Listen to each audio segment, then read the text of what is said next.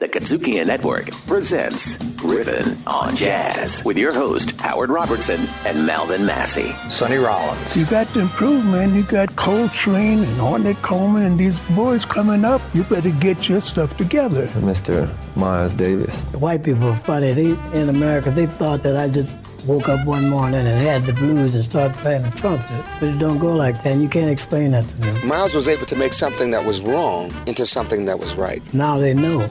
I'm not an accident. Riffin' on Jazz. Yo, world. Welcome to Riffin' on Jazz. I'm Howard Robertson. I'm Malvin Massey. And you know Riffin' on Jazz is your weekly visit with friends, talking about the music that we love. We call it that classic African-American art form, jazz. My man. What's up, Doc? Everything's lovely, man. Today, we got a special, we always got a special show. Yeah. First of all, everybody, welcome to our 4th season of Riffin' on Jazz. We're excited about it. We've already drank a toast to our show and product and success and good fortune and fun that we have. Fun, that's a good part That's of it. Yeah. Today, it's Pied Pipers of Jazz. We're going to talk about jazz flautists. Now, Malvin, is it flutist or flautist? Oh, it's both. It's flautist or flutist. Oh, you know. Listen to you. Listen to you. We're going to begin. Use that word, flautist. Yeah. I was going to explain it to him, but you already let the cat out of the bag. So we're going to start out on the left coast with cool jazz from the west coast, a guy named Eric Dolphy. Check him out in a mellow tone.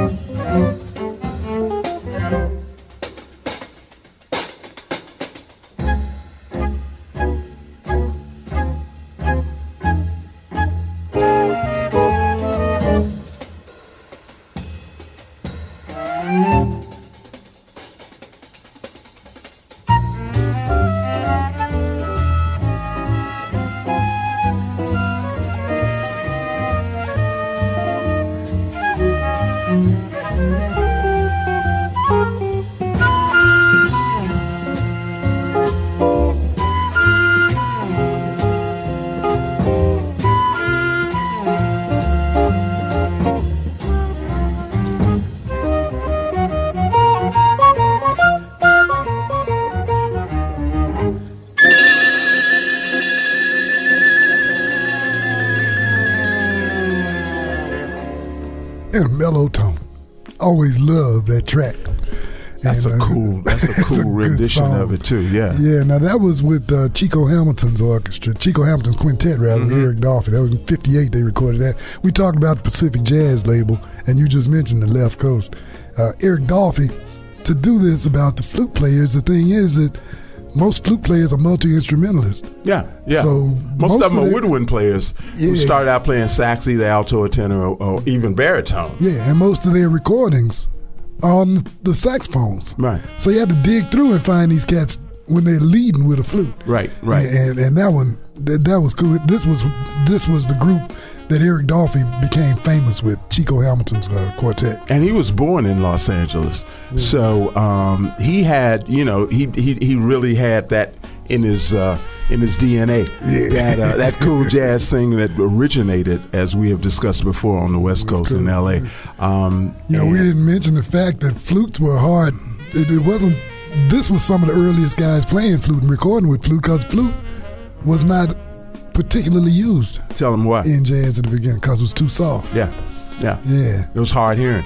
And actually, in terms of that, most people don't know, but we know, having band backgrounds, that the instrument that can be heard above all of, I don't care if you got 1,000 pieces, the ones that you're going to hear are what? That trumpet. That trombone. You gonna hear clarinet. No, it's the smallest one in the band. The piccolo. The piccolo. That's right. It's because of the pitch. It's way up there. Yeah, right. That's right. Right. And the pitch of a piccolo is more than that of a flute. So flutes are harder. We're harder to hear, but just such a cool sound, and that's what we're going to talk about. We're talking about the Pied Pipers of jazz. So jazz flautists or flutists, they're interchangeable. You can use either one. And so we go from Eric Dolphy to a guy that was really known for the exotic sounds that he made on a flute. I love doing this. We are talking about William Huddleston, all on Riffin' on Jazz.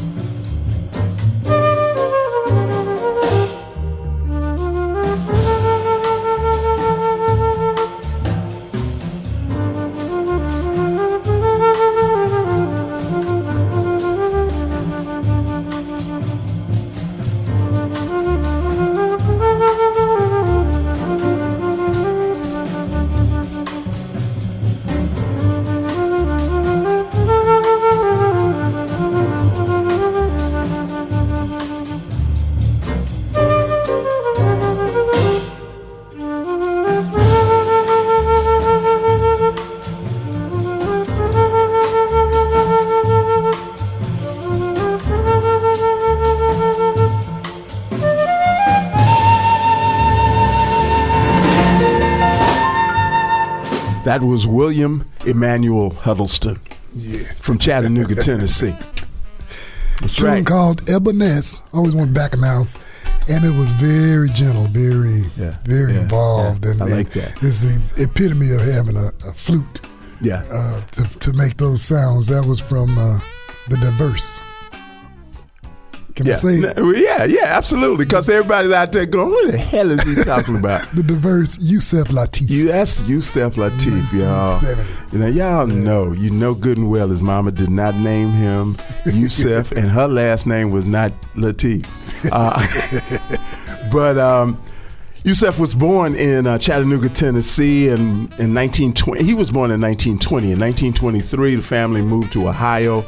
And again, they moved to Detroit in 1925. And that's where he came up. And they were into name changing because his dad had changed the family's last name to Evans. Yeah. Mama's name might have been Florida. I don't know. But they ended up in Detroit. And that's where he became familiar with cats like Milt Jackson and Elvin Jones and all of these, and Kenny Burrell, and played with him in high school and all of that. So the great Yusef Lateef, who was always known, Malvin, for a very, very, as I said, world sound, exotic sound, Asian, African. And it goes back to what we were talking about, that the flute wasn't used so much before because it was so soft. But with the technology, the microphones and things, he could relax. He could go ahead and play the soft tones. He could play it as easy as he wanted to play it because the mic was going to pick it up and make it work. Yeah.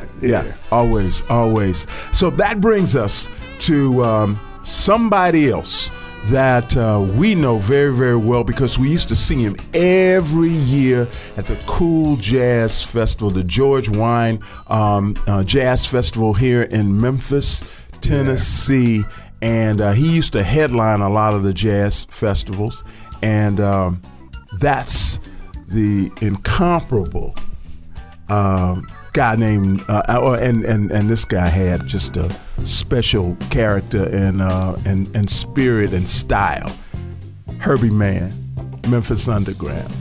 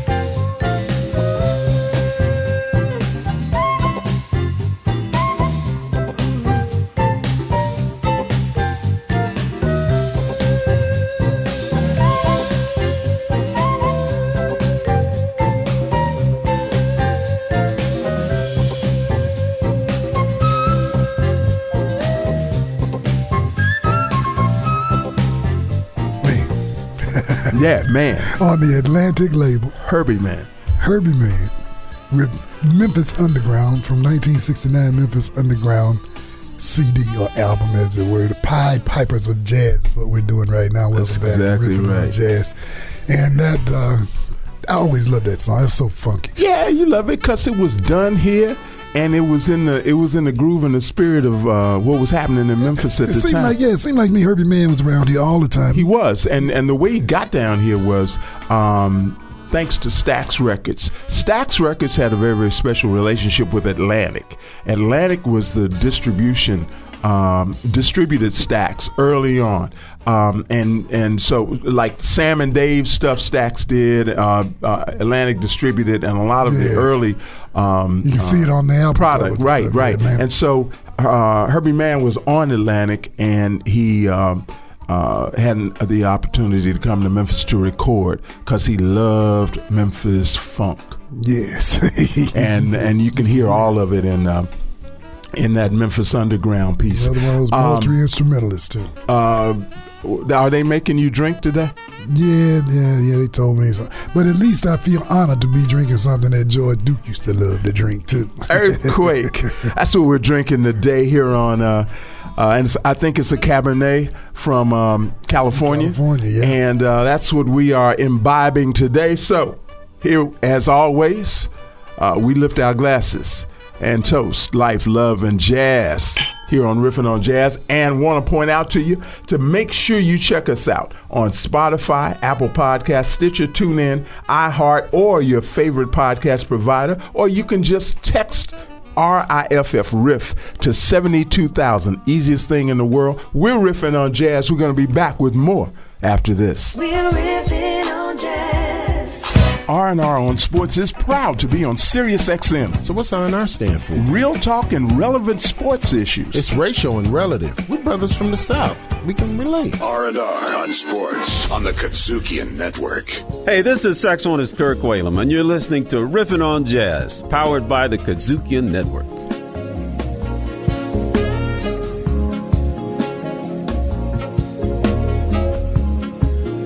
Welcome back to Riffin' on Jazz. Pied Pipers of Jazz is what we are into today. Jazz flutists or flautists? Flautist sounds so sedity, doesn't it? Well, it is. It's sophisticated. It's sedity. If you want to be like folk that. think you just being brand new when you say flautist.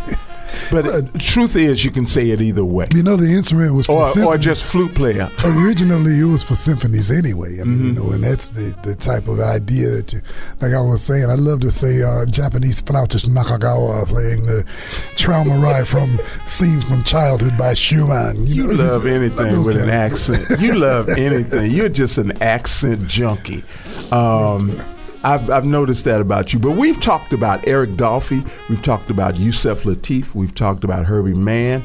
And that brings us to another contemporary guy that really, really made his mark as a flutist out of Houston, Texas.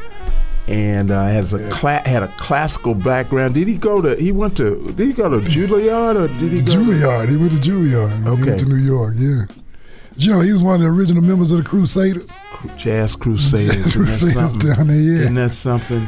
That was a big deal down there in Houston. But comes from a family. We're talking about Hubert Laws, and the Laws family is the first family of jazz, I would say, in my humble opinion, out of Houston, Texas, which included Hubert Laws, Ronnie Laws, Eloise Laws, Deborah Laws, Johnny Laws, and all of them were most excellent in their respective instruments or vocals, as it were. But I just want to read you a little list here, beginning with Herbie Hancock, McCoy Tyner, Nancy Wilson, Quincy Jones, James Moody, Jaco Pastorius, Sergio Mendez, Bob James, Carly Simon, George Benson Clark, Terry Stevie Wonder, the Rascals.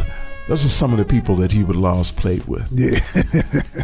And we're gonna get into what are we gonna hear now, from you know, everybody remembers Hubert Laws from the fusion era CTI days, and the fusion music that he did. They don't know, just like you said, a classically trained, straight ahead guy. Here's Moments Notice. This is with Hubert Laws from his CD In the Beginning. It's from 74 on the EMI label. 74. Yeah, after I graduated from college. Were you back from the war then? Yeah, that was the year I came back.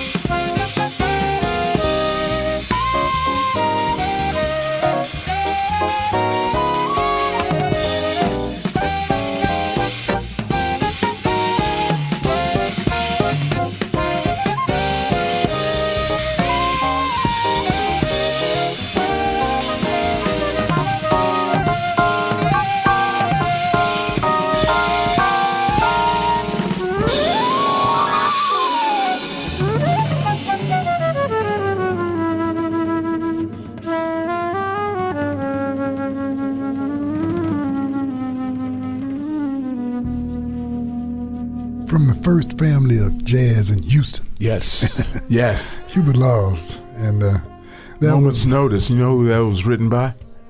The great John Coltrane. Yes, yes, yes. Yeah, we mentioned it. You mentioned it earlier that Hubert Laws and his family are to Houston in jazz like what Marsalis are in New Orleans. Yeah, they are. You mentioned that, and that was a great analogy. Yeah, that was a great comparison. Yeah, they were so dynamic, and everybody actually had their own careers. Of course, they were on they were featured on each other's albums. Yeah, back and forth. But everybody achieved some success with in their own respective careers. I Good think that was musicians. great. Good musicians. Oh, man. Yeah. I mean, just and his precision as a flutist, his precision is incomparable, and that's attributable to his you can hear that as he's leading background. that song. He's leading that song with that flute. And that's the thing to do. So that's going to bring us to another guy that's pretty cool. I like him a lot because he was born the same year I was. And because he likes Latin. And you love him because of that. Oh, yeah. We're talking about David Joseph Valentin, born in 1952 to Puerto Rican parents in the Bronx, New York. He was called a New Yorican from the Bronx. New Yorican? Yes. Oh, wow. I like that. I never heard that. I like that. I like that. Yeah. I like that. So that attributes to his Latin flavor. I think he began playing when he was like 12, and they say he started playing flute so he could get to know this cute girl that also played flute. Because he started off playing percussions when he was younger than that. Yeah, till he saw the girl. I mean, if you think about how much women influence the decisions that we make and what we do, that's pretty awesome. But it changed his life anyway. Yeah, and he started playing music. This cat played with everybody too. He was another one of those cats that could play with everybody, and he had a lot of skill and talent for what he did. He was one of the first guys to sign. He was the first musician, as a matter of fact, to sign with GRP. Oh, really? We talked about that later. The first one? The first one to sign with GRP, Dave Grooves and Larry Rosen Productions. Yeah. Everything they did was gold, yeah. And Dave Valentin was the first one. Gold or platinum. Yeah. We're going to get into Come Fly With Me, Dave Valentin.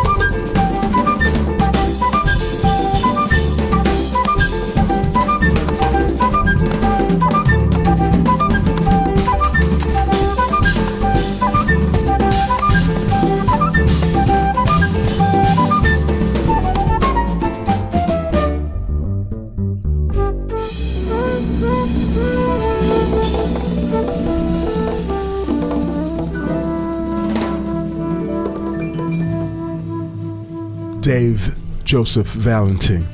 Everybody knows we love backstories. So here's a backstory on Dave Valentin. He borrowed a flute and bought a Herbie Mann record.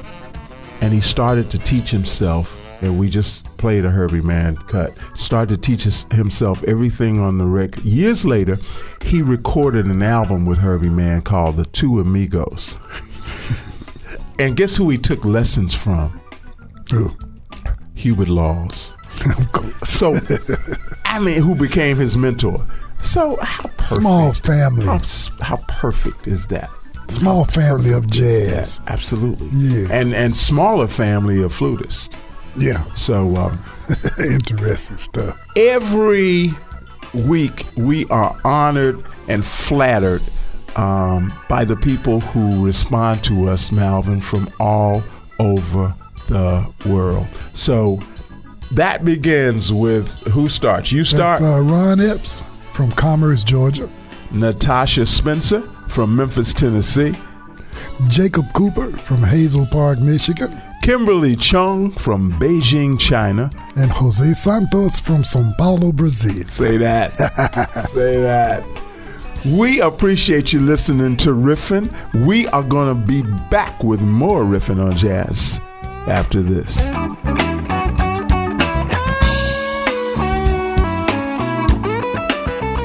Riffin is what we do. We're riffing on jazz. R&R on Sports is proud to be on Sirius XM. So what's R&R stand for? Real talk and relevant sports issues. It's racial and relative. We're brothers from the South. We can relate. R&R on Sports on the KUDZUKIAN Network. KUDZUKIAN. Welcome back to Riffin' on Jazz. The Pied Pipers of Jazz is what we're talking about. The jazz flutist. Or flautist, as it were. If you want to sound sedity. Yeah. And we are getting ready to get into another cat with Latin roots. He was born in Puerto Rico. Mm-hmm. This cat, man, when he hit the scene with Hungry Kisses and some of the tracks that he did on some of his earliest CDs, man, he just captured the soul. This guy is a fantastic musician. His name's Nestor Torres. Yes, and I love that.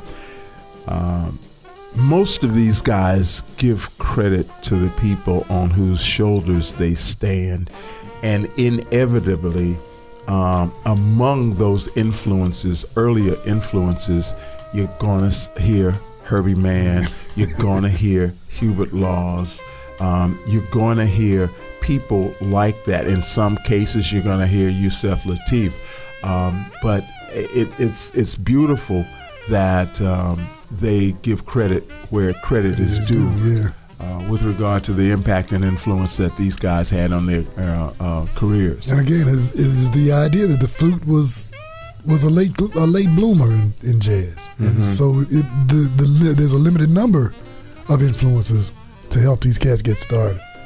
But it took off with him. This cat started playing. When he was 18, he moved to New York with his family. Started studying jazz, classical music at Mann College up in the city. Then he went to New England Conservatory of Music in Boston. Then he started playing world music concerts. Wait a minute, you forgot one. Didn't he stop by Berkeley? He did. Yeah. He went to Berkeley for a minute too. Man, that's something I love about jazz. You got to know something to do it. Yeah. And he ends up playing with the likes of Gloria Estefan, Kenny Loggins, Dave Matthews, Herbie Hancock, Tito Puente, and Michel Camilo, and Paquito, all these cats. And Arturo.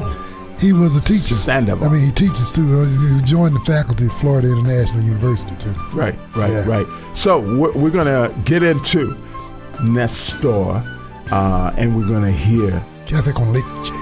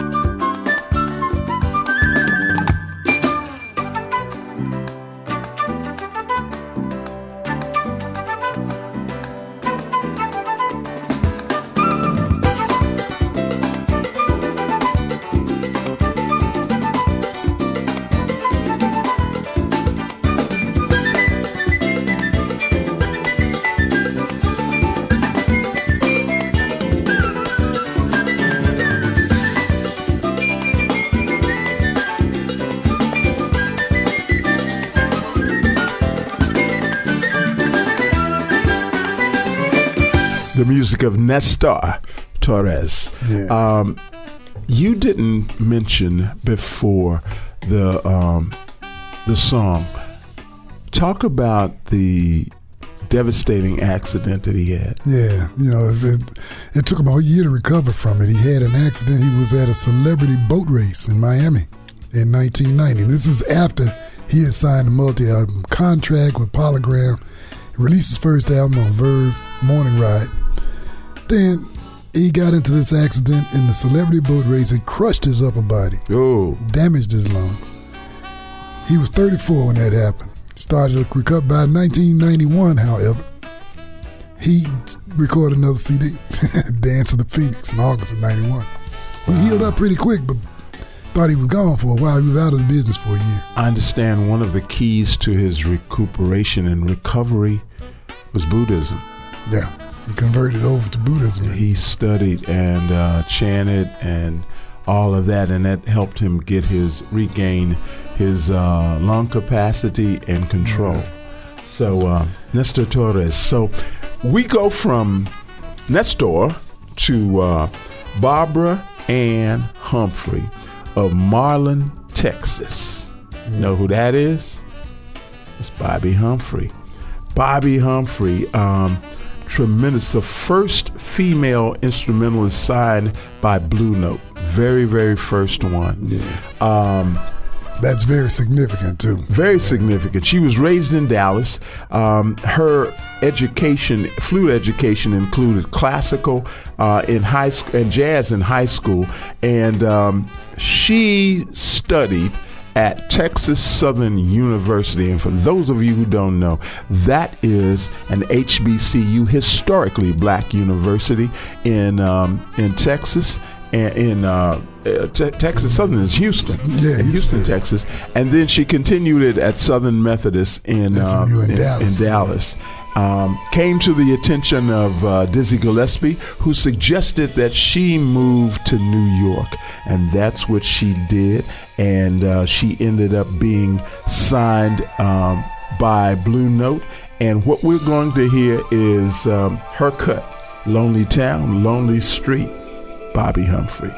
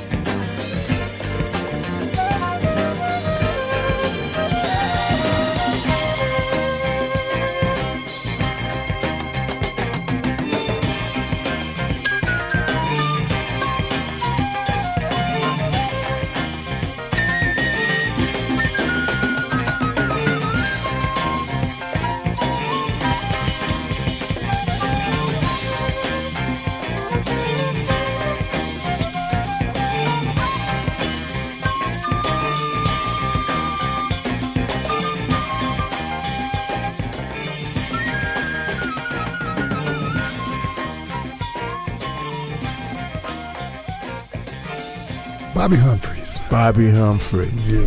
That was from Dig This. That's the name of that tune, Lonely Town, Lonely Street. She did that one in 72. She won the Apollo Amateur Night. Mm-hmm. When it kicked off her career. And in 71, she was playing with Lee Morgan's band. Yeah. Then she recorded with Lee Morgan and on his band, and he recorded on her first CD in 71 as well, on Blue Note. And there again, when you look at her background, you see influences from the likes of Herbie Mann. You see influences from Cuban Laws. And you mentioned James Moody. And James. We always think about Moody being a tenor player. But Moody was a flutist. He was one of the first guys to really take a hold of the flute. He totally was. He absolutely was a Pied Piper of jazz. So, Bobbi Humphrey played at the Apollo, as you mentioned, Hollywood Bowl, Carnegie Hall, Montreux Jazz Festival. She played with Duke Ellington, George Benson, Stevie Wonder, all kinds of people. So she was part of that move in the 70s, that sound, that funk sound and stuff. She was in there. So who we got coming up? This is my gal, Althea Rene. A lot of people don't know her. I know. She's working corrections in Detroit. Oh, wow. She's working in the jail. Yeah, she was. I guess you do want to leave there and go play some flute. Yeah, she got tired of that and she started gigging and playing her flute. She from Detroit? She's from Detroit. And she learned how to play the flute anyway as a kid. Mm-hmm. That was her thing. She learned how to play music. She was a musician in school, and she learned how to do that. She went to Howard University. All right. In D.C. HBCU, baby. Yeah, again, musical interpretations and accomplishments. Yusef Lateef, one of her idols, one of her inspirations. Right. Ian Anderson, Dave Valentin. She got her own style going on. So she was 10 years. She was a Wayne County deputy sheriff in Detroit. So we're gonna go out with Althea Rene, La Solstice. La Solstice from In the Flow. Yeah, In the Flow. And we're gonna get out of here too. That's gonna be the last thing that you hear. And remember, listen, if we were cheese, they might call us aged. And if we were cars, they may call us classics. And if we were wine, they may call us vintage. But we call ourselves blessed and highly favored to be with you here on Riffin' on Jazz. I'm Howard Robertson. I'm Malvin Massey. So be good, be well, and be back with us next week for more Riffin' on Jazz. Y'all take care.